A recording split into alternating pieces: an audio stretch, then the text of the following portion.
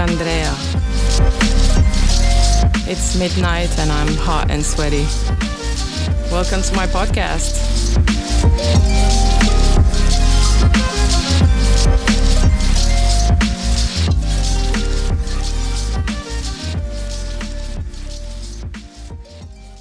No, this is not good. Oh my God.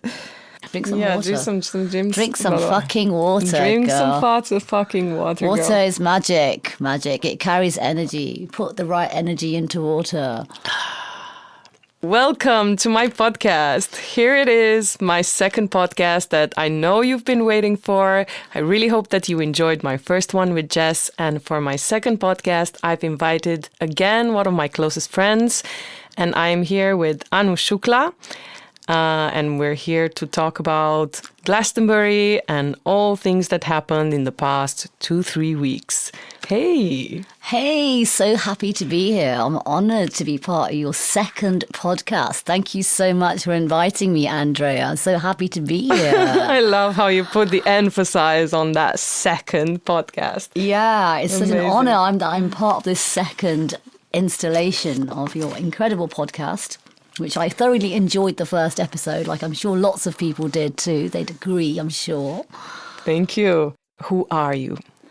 Who am I? Who are you? Oh my God, who am I? That's a really good question. Well, my name, Anu, actually means atom in the language of Sanskrit. Oh, amazing. I didn't know that. Yeah, it does. So, like, we're all made of atoms. So I guess, in a hippie, happy, clappy way, we're all one, aren't we? I guess we can say that. Yes, we can say that. Yeah. I am you, you are me, I am another you. Who am I? I'm always a reflection of who you are. We all reflect each other. So that's getting a little bit philosophical, but who am I? I'm a journalist. I'm a music journalist. And I've always had a conviction to speak about social justice, and I like to marry the themes of social justice and music, and I try to bring that out in my work as much as I possibly can. I've been working with places like Resident Advisor, Reuters, The Independent, The Guardian. I've had published works in various places, but I have been working with Resident Advisor for a good couple of years or so. And I think it was a brilliant opportunity to get some great works published with those guys. So I'm very thankful for that opportunity with those guys. But yeah, I kind of like, I'm a music journalist, I guess. Yeah, that's what I do. Yeah. And I'm very happy to have these connections. Very, very happy, especially knowing that the places that you go around and the type of people that you meet. It must be a pretty fascinating environment because it's changing all the time, and you get to meet people, right? You get to meet people. The world is changing every day. New stories are emerging every second of the day. You meet all kinds of fascinating people. You also meet a lot of disturbing people as well. I've written stories about the good, bad, and the ugly. So you get to see a lot. It's quite a heavy burden, actually, sometimes being a journalist, I guess. Tell me more about where you've been in the last 2 weeks. You've been to Glastonbury, right? Oh, my God. Yes. I would like to hear some spicy stories, fresh experiences. Tell me all about it, please. Glaston-bubble. Glaston-bubble. Oh, my God. Thank you, thank you, thank you. Spill the beans, baby. My faith in humanity has been restored. So many times I found myself on my own in Glastonbury. Like, I was hanging out with lots of friends, and sometimes they'd have to go off in different directions.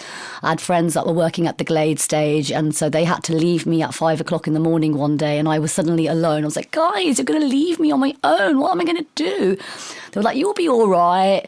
And so I had the option. I could have either dived into the closest crew bar that I had access to and just found some kind of solace there and comfort. But I thought, no, I'm going to get myself out of my comfort zone, and I'm going to go deep diving into the depths of the festival. And that's what I did. And I made so many beautiful random cosmic connections with wonderful random strangers who became my best friends forever for this slither of eternity in the Glaston-bubble. I wish I was there now. You have to come next year for sure, Andrea. We will have such a ball. It was really wonderful meeting all these random strangers. I think one of the reasons I went to Glastonbury actually this year, two reasons, actually. Firstly, I knew there was going to be a massive amount of solidarity for Palestine. And what I witnessed actually really restored my faith in humanity. And I think it was reflected by, like, for example, the Arcadia, a huge stage. Normally they have the spider there. This year, the installation was not a spider, but it was a dragonfly coming out of its, chrysalis. That's what I saw it as, like a transformation, positive humanitarian transformation, positive transformation in humanity, rather. And this was kind of reflected by the colossal number of Palestine flags that I saw right across the site, in the crew bars, in the stages, in between spaces. They were everywhere. And so that was wonderful. And I wanted to be part of that. And I know they had like a procession and a protest at the Common, which I missed, sadly. But, I did actually get to witness the unprecedented level of support for Palestine at a festival unseen ever before. So that was really amazing to witness, and I knew that was going to happen. So I wanted to be part of that. The second reason I wanted to go to Glastonbury is because I wanted to connect with the kids. I wanted to see how the kids that have grown up in festivals, the kids of parents that rave and go to parties and festivals, how those kids are flourishing in these environments. And I've got to say, once again, one of the messages that I saw around the festival was the children of the revolution, they won't forget. And they're going to carrying on that flame. Like they are very conscious people. I was partying with, adults and teenagers alike. And the kids were smashing out the tunes. They really were smashing out the tunes. These are conscious kids with a good grasp on music. They just know, and these are future generations, and that gives me faith in the future. So festivals are amazing places for nourishing our future generations. And I think Glastonbury definitely is an example of that. I was connecting with kids who are living on the margins of society, with traveller kids, so... Amazing. This is such beautifully said. Thank you. Thank you. So Glastonbury was a really emotional experience actually as well. I connected with old friends, new friends. I met actually a guy there about a year ago, and we reconnected and, what's the word? What's the word? Reignited, let's say, our connection, which was really quite beautiful. We celebrated our reunion at the Stone Circle, which was quite sacred. And I love hanging out at the Stone Circle. It's one of my favourite places, such a sacred space. And there was a lady going around selling a book about the history of the Stone Circle. So we both bought one each. And it was really wonderful. Like, the Stone Circle is one of those places where everybody kind of migrates to, especially on the Monday morning when the festival finishes. The festival comes to an end, like 3 o'clock in the morning. And then everybody kind of migrates to the Stone Circle. But I've got to say, one of my favourite moments was actually at the carousel in the Unfairground, where there was an amazing DJ called Anna Prank, who was playing the most incredible kick-ass flying ninja breakbeat hardcore jungle tech sounds that you can fucking imagine. Pirates of the Underground, bring it on. It was so good. Hanging out in the naughtiest of the naughty corners with the naughtiest people was probably one of my highlights of Glastonbury Festival. So, yeah. Wow. I had an amazing time. Wow. This sounds good. Wow. Did you just, say that out of your head? I just said that out of my head. I'm so impressed. Yeah. You've got your words with you, baby. Nice. Yeah, so it was wonderful. And it's a shame that you weren't there. You were missed, actually, Andrea. I was thinking about you when I was there. I was thinking, Andrea would really love this, So next year, we've definitely got to make a plan. We've got to make a plan. Next year, I'm going to maybe try to break in. No, I'm not doing that. Well, honestly, there's been times when I actually gave this a thought, because many friends have told me, you can break in. I've never been to Glastonbury. Can you imagine me trying to break into a place where I haven't even been to? Well, there's always ways, There's always ways. I know there's always and ways. It's the tradition. It is. I heard a lot about the network that is formed in this big festival, because you get passes to all these secret places and secret stages that the crew bars you don't normally go to. So yeah, that's right. So there's like 200,000 people buy tickets to go to Glastonbury. Blimey, that's a hell of a lot of people. And my friend Graham was telling me earlier on that like about 30,000 people on top of that are working in the crews. You know, so the thing is, the trick is, well, okay, shouldn't really give too much away, but Glastonbury, you can experience Glastonbury on multiple levels. It's a multi-dimensional experience. And there's like an underground kind of network of people within the festival. And it's important to connect with some of those people, because when you connect with those people, you get to find out, you know, it's a game. It's a hustle, you know, like, and you're a hardcore pirate bitch. Yeah, I would get into some places. Like there were times in my life in which we used to go to either various parties or, I don't know, backstages. And I used to just like go in without looking left or right. Don't look at the security guard. Don't look at the fucking security guy. Just get in there and act like you own it. And I can say a lot of time it worked. I managed to do that. I did have some times in which I don't want to mention those ones better. Where you got caught out. Yeah, sometimes I did get caught out. Oh my God, we made such a mess of ourselves one time. Me and my best friend from America, we made a complete mess of an entrance. So I basically said to her, look, you're not going to look left or right. Yeah, just go in. I got in, did this, and I said, I'll meet you at the bar in the back. And she flinched. How do you say? She blinked. Anyway, she looked at the guy. She flinched. She lost it. She lost it. She lost it. Lost the moment. And they stopped her. So she was like, I saw her taking them out. So at this moment, I was like, I need to go rescue her, because obviously it doesn't matter that I'm in now. I can't let her out. So I had to go out again. To get her. And I found her in the hallway. And she was basically having a fight with the security guy, saying something like, I'm going to call the big boss. Yeah. How dare you not let me in? Don't you know who I fucking am? Exactly. Something like this. And obviously the guy had no fucking idea. It was just a security guy. So anyway, we made a complete mess of ourselves. And then we tried to go all the way through the back. We tried to get in through the back again. So we went through the theater, and there were people rehearsing. And we managed to get all the way in. And we managed to almost get on the back, like exiting the back into the inside garden. And there's this woman running after us and saying, hey, you, what's your story here? What are you up to? And we were like, fuck. I'm like, don't stop. And we got stopped, and obviously we got sent away. So you got kicked out. No, actually the end of the story is we tried to get in again.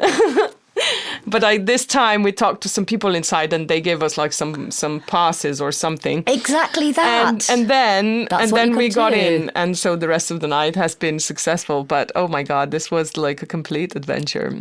It's a hustle. You've got to be a hustler. If you want to get into the crew bars and in the exclusive areas, you've got to be a hustler, and you've got to be a people person and a mover and a shaker. Get your groove on, baby. Get your groove on, baby. That's what you got to do. Right. I love hearing all this. Yeah, I mean, it's very interesting in its experience, you know. I had an amazing time at Glastonbury, and I've got to say it's one of my favourite, probably the favourite Glastonbury that I've had so far. So a very cosmic and beautiful experience. And yeah, there was times when I found myself alone as well. So it wasn't all pretty. You know? So I wanted to ask you about connecting with people. How easy do you find that you can connect with people in Glastonbury? Well, I had a few different experiences. So it wasn't all roses, you know. For example, there was a moment where I found myself alone and quite sober at that moment in the daytime. Oh no! Yeah, so the worst you can be. Yeah, sober doesn't no, help. I'm joking. Sober doesn't help, but you know you can still pick up the vibes of the festival. You don't have to be on anything or drinking anything in order to enjoy Glastonbury, because you know you soak in the vibes and the energetic frequencies of everybody around us. So there was one moment during Glastonbury Festival where I was alone in big crowds, and I couldn't feel more alone in that moment. It was quite, I guess, emotionally quite challenging for me. All around me, there were couples, there were big groups of friends who've known each other for years, all hanging out with each other. And there I was alone, walking through these big crowds, surrounded by so many people, yet feeling so alone. And I found it very hard. I was trying to engage with people, but the people who I was trying to talk to, they weren't really... They weren't your frequency, babe. So it just happened sometimes. Yeah, they just weren't on my frequency and it just wasn't happening. But then on another occasion, I found myself alone and dived right down into the depths of the festival by myself and just made loads of amazing random friends and connections, you know. So, you know, it can go either way. It also depends on your energetic frequency as well, because people will radiate towards you depending on your frequency, or they won't, depending on where you're feeling, how you're feeling and where you're at mentally. Yeah, that's true. Actually, I'm just remembering now. When I was in Boom Festival last year, one night I remember saying this to myself: I really just need to get away from all the people that I'm hanging out with. So I completely disappeared because I think I remember that actually. Yeah, I really missed being a nobody and just meeting some nobody people and friends, and so that I can just connect with new connections. Yeah, because I was kind of getting bored of going there, and when you work in such a big festival, you know a lot of people, and then a lot of people know you, and it's you can't just like blend in anymore. So, so I disappeared. I just disappeared. And I found some people and I connected with them. They were so nice. We got such amazing memories. I made such good friends. Yeah. Yeah, that was an amazing night. Yeah. I think it's important that we meet, that we do these connections. Make these connections, That happens spontaneously. Yeah. Should I maybe ask you like a spicy details? How do guys approach you in Glastonbury Festival? Did you have any like random? Did you have any guy come and say anything to you? I mean, I had one guy who serenaded me. That was quite nice. He sang me a song. But I know him, so that's different. But there were some random guys. They'd come. I mean, the festival environment is a really good environment in which to meet people and which to meet, like, have these kind of flirtatious connections with members of the opposite sex or the same sex or whatever sex you want. And because everybody is having a banter, everybody's in a good space mentally, and most people are quite happy to be there. So everyone is kind of radiating at the highest vibrational frequency of love, as far as I'm concerned. And so when you meet these random strangers, they come up to you and they're full of confidence and they're full of love, and they'll say something cheeky or they'll have a banter with you. That's my way of flirting and connecting with somebody that I like, and that's how a lot of the guys that approached me, they took that approach as well, and it was really good fun. We had a nice banter, had a drink, connected. Right. Lots of confident guys then in Glastonbury? Confident guys in Glastonbury. That sounds good. That's a good news for you ladies. I'm married, but for you. Yeah, good news. Like, people are in a good headspace. When people are in a good headspace, they're more confident, and then they approach you with a more authentic vibe. It's not it's not sleazy. I didn't see any sleaze, or any kind of like, bad energy or weird toxic masculinity vibes or anything. I'm sure it probably does exist. So it does happen. It happens. I mean, look, you've got a festival with at least 250,000 people. Yeah. So there will be a minority of dickheads. Trying to do the math here. What's the probability? We're going to look into that later. It's low, but you will get a small minority of dickheads in any event that has several 100,000 people present. Yeah. Okay. Maybe it's a good moment to ask you about something else. Oh, yeah? Okay. Yeah. Let's talk about something else. Let's see. How did you get into journalism? Well, that's an interesting story, actually, because my dad, lo and behold, he had a newsagent's shop that I was more or less born into. And I remember when I was about 7 or 8 years old, I used to help my dad do the newspaper returns for all the different publications, whether it was the Mirror, the Sun, the Daily Mail, the Telegraph, the Guardian, all of the main kind of like tabloids and broadsheet papers. So we'd do the newspaper returns, all the ones that didn't get sold, and I'd have to put them in date order and and help him file them to send off. And I used to read the headlines of all the different newspapers that I was helping him file. And I was like, I want to have my name published in a newspaper one day. I want to do something like this one day. So that kind of struck a huge chord with me, you know. And some of the stories I was reading and the headlines I was reading was all about, you know, what's happening in the world, you know, just interesting events. And I was quite fascinated by what was going on in the world. And that was my insight. It was my vista to the world was through my dad's tiny little humble newsagent's shop. So that's what kind of like inspired me. I mean, in the end, I ended up doing a degree in business studies because my A-level result prediction, my predicted results of my A-levels were so shit that I didn't get into any of the universities to study journalism. My grades were a lot better than was predicted, but it was too late. So I was like, oh, fuck this shit. I don't want to live at home anymore. I want to go to university. So I just jumped on any course I could jump onto. So I just jumped onto some like crappy business studies course and stuck it out for about 3 years or whatever. But then eventually I found my own way back into journalism. I can resonate with that. You can resonate with that. Yeah, I can imagine you can. And then, I just found my way into journalism on my own accord.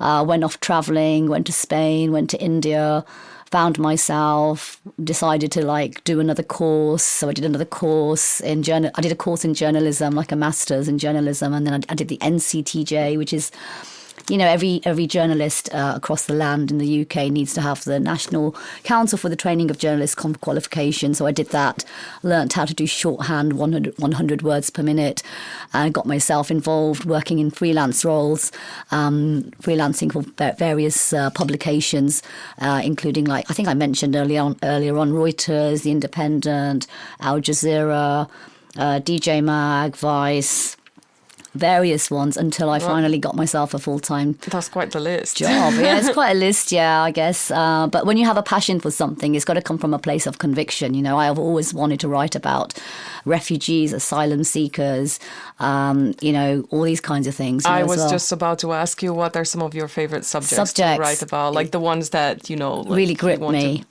Yeah, I mean, you know, I think it's really important to call out corporations and people who have got power. And I think one of the biggest stories that I did actually, and I was really lucky to come across this story actually because a friend flagged it up for me, was about Spotify.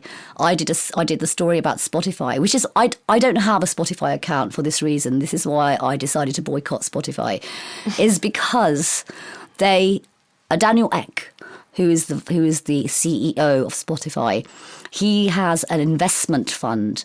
I forget the name of it now, but he invested 100 million euros into AI weapons. Yeah. And I don't think there's a place for weapons and music to be in one sentence. Is that music is being weaponized and used for war. AI warfare.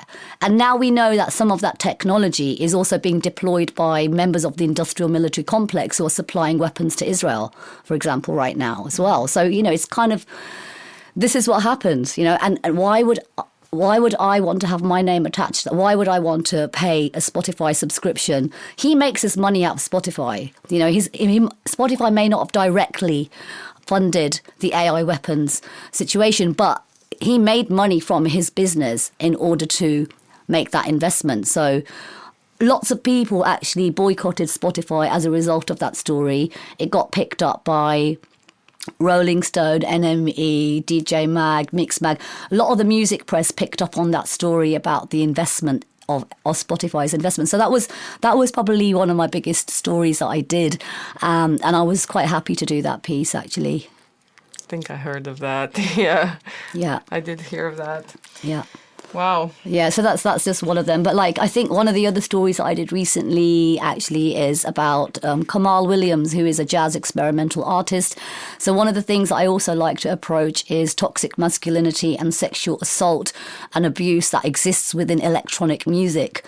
So like I say, I really am passionate about bringing together, using music as a tool to raise awareness and as a tool of dissent. Music has always been about protest and dissent, always, techno, the ashes of the working class revolution, rose from the ashes of the working class revolution.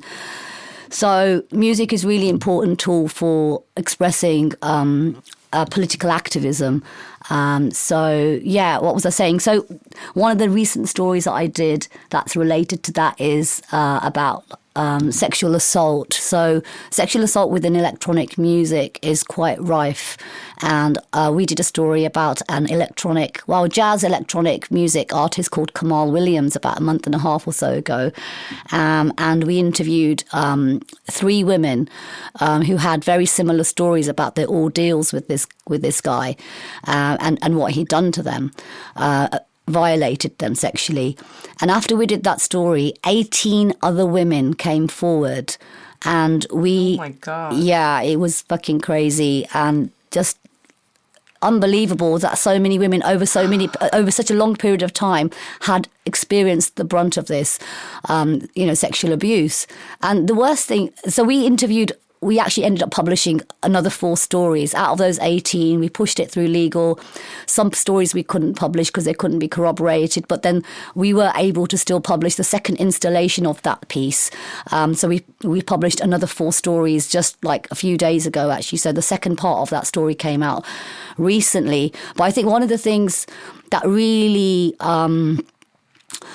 concerns me, I think, is the fact that it went unchecked. It was a bit of an open secret in the industry, and it went unchecked and dismissed by silent bystanders in the scene. People who continued working with this guy, people who continued releasing his fucking music. So I think this toxic masculinity that exists within, we need to decolonize electronic music from toxic masculinity.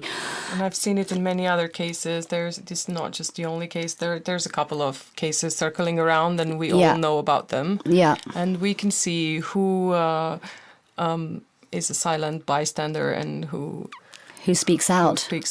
Yeah. So, these stories are important. So I guess these are some of the reasons why I like to do journalism and why I want to use journalism and music as a tool to kind of like, I don't know if it's going to change anything, but I think the more we call people to account, more consciousness that we can generate in the world as well. And maybe some change will come out of that at some point, inshallah. Inshallah. Okay, we've come a long way. We've come a really long way. I'm about to ask you now surprise question. Okay. What's the word for you for 2024? Okay, 2024 has been about a lot of changes in my personal life. I've been going through a lot of change mentally, emotionally, physically, spiritually, and those changes have not necessarily been easy. And I think it's about how you choose to respond to them that can actually affect the outcome of those situations. So I feel like I've done a lot of meditation, and when I meditate, I always ask the universe to help me be more grounded, more emotionally intelligent, a lot more conscious. I always say I want to be more aligned, grounded, balanced and strong mentally, physically, emotionally and spiritually. That's my mantra to myself, and I meditate on that as much as I possibly can. And I have a Hindu goddess mantra that I try to listen to twice a day. It's actually very, very powerful. So these are tools that have helped me to understand how to respond to my changing situations. So I feel like chrysalis is the word for me, because I feel like I'm emerging out of my old shell and coming a new person, a changed person. Like I feel stronger, more grounded, like as a result. So, like I say, it's about how you choose to respond to a situation, no matter how difficult it is. I have had some very toxic experiences this year, and I was done. It was unfair what happened to me. without going into too much information. But I decided I didn't need to be angry or take it so far where I was going to end up burning all my bridges with people. I wanted to keep good relations with people. But I managed to negotiate in a very positive way while still being able to speak my truth and stand up for myself, but without destroying anything in the process. So that was an interesting experience. Win-win. That was a bit of a win-win. And it's not something that the old Anu would have done. I would have gone in raging and probably burning things in the process. Burning bridges, destroying, destruction, But I just thought I'd turn it around and respond in a way that was going to be beneficial for everybody. So I think that was, So chrysalis is the word for me this year because a lot of changes have happened and I've emerged as a I feel maybe a more conscious person as a result of those changes. So there's no evolution without change, and it's how you respond to those changes that helps you kind of evolve, I suppose. So you believe in karma? Do I believe in karma? That's a good question. Yeah, I guess so. Yeah, it always comes back to you. However you decide to respond to a situation, it will come back to you at some point in your life. So the power of intuition. The power of intuition is very, very important. So trying to kind of ignite that at every step of the way. I wanted to ask you, do you have a link for the mantra that you've been talking about? I do, actually, yes. Yeah, okay, guys, we're going to link it up below. Yeah. Right. Yes. This is great. Yeah. Do you have any superstitions? I want to know, are there any superstitions in your culture? Very superstitious. There's a lot of superstitions in mine. Okay, so do you have any superstitions, Andrea? Quite a lot, actually. You are a bit of a witch, though, aren't you? I am a bit of a witch. I've had superstitions all my life, I think, because of the way my mom and my grandmother raised me. And we used to have all these funny superstitions. We didn't treat them 100% seriously. Some of them are really bullshit. You can tell they're bullshit. But I have superstitions I never put my bag on the floor because my mom said that... or the knowledge is that you're going to lose money if you put your bag on the floor. Oh, okay. So thanks for putting that one into my brain now. Yes, so you don't leave your bag on the floor, never. And maybe, there's some other ones. Don't take out the trash at night because you take out all your luck. Oh. Yes. Okay. Apparently. So I never take my trash out at night. I do it during the day. And if I really need to, I just I don't literally put it in the trash. I just take it next to the door. Okay. Yeah. Interesting. I have got a couple, so actually. So just stuff like this, it's not I mean, it's to do with my culture because I'm an Asian woman. I'm from, my family's from India. I was born in the UK. So I've been brought up Hindu. I consider myself more spiritual, though, than anything else. But, don't wash hair on Tuesdays or eat eggs on Tuesdays and Thursdays. Why? Because why the hair? Because the Tuesday, I'm not 100% sure about washing the hair, why that is. But this is a thing, right? But it's a thing, yeah. Wow. And it's psychologically, it's something that I've grown up with, so I don't do it. And then the eggs, because Tuesday is the day of the goddess. It's a goddess day. Right. That sounds... Yeah. And eggs are fertility. Eggs represent, birth and reproduction. So you don't eat them in the day. Don't eat them on Tuesday. Don't eat them on the goddess days, on the Tuesday, especially on the Tuesday.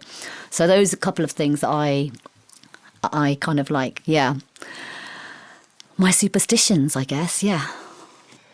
Okay. Well, Anu, it has been an absolute pleasure to have you here. And I'm hoping that maybe we can continue this discussion later. But if not, can you please give me one last word, just in case I need to finish this podcast? Well, Andrea, it's been an absolute pleasure talking to you. Thank you so much for having me here. So proud to be part of your second podcast. And I'm really hoping that our listeners have had a nice time plugging into our engaging conversation. I've got so much more to tell you actually as well. I wanted to talk about psychedelic trance, but we can leave that for later. We can talk about that now if you feel inspired. Oh, yeah, I do feel inspired. I'm always inspired. Right. Well, bring it on. What do you want to talk about? Well, psychedelic trance. Yeah. Well, so psychedelic trance. I got into psychedelic trance in the year 2000 when my best friend dragged me to the fridge, now known as the Brixton Electric. And I was so stunned and surprised by all these Indian deities that were images of Indian deities like Shiva, Vishnu, Krishna, Parvati, Ganesh, Hanuman. You know, they were all planted around the venue. And I was like, oh my God, all these people worshipping my culture. White people especially, you know, because Goa trance came from India. And it travelled over with the hippies. And I'd never experienced anything like it. I didn't have any idea about it. So I was really, you know, I felt like years of racial stereotyping unravelling. And I felt really proud of my culture all of a sudden. That was really quite amazing. This is an amazing perspective. I love hearing this. So I've been writing about it, actually. I've been writing about psychedelic trance for Resident Advisor. My story is going to be coming out at some point soon. But I've spent a good year or so writing about it. But I think it's also a very controversial scene. And it's probably one of the most difficult stories I've ever had to write, really. And it's interesting that, you know, psytrance, Goa trance, it comes from a place of peace, love, unity, respect and collective liberation. All those Goa trance hippies that moved to Goa back in the 80s, they were people who actually ran away from being conscripted to fight in the Vietnamese War, the Vietnam War. So they were anti-war, pro-peace people. But I'm questioning, like, how authentic are we to those values, the values from which the scene was founded, on which the scene was founded. So I'm questioning these things. So thank you guys so much for listening and being here with us again. Please remember that this is raw and we have no idea what we're doing, or at least me. I'm still kind of testing the situation here. I'm very grateful that all my friends are doing this with me. So I'm basically torturing my friends, getting them in the studio and getting them to talk. So as much as I'm discovering stuff, they're discovering stuff with me. Well, it's quite cosmic, isn't it, that I happened to come here after Glastonbury? Yes, I feel that too. And right at the middle of the year. Yeah, it was meant to be. It was meant to be. So thank you all for listening. And I am Andrea Brown. And I am Anu Shukla. Ciao. Ciao, ciao.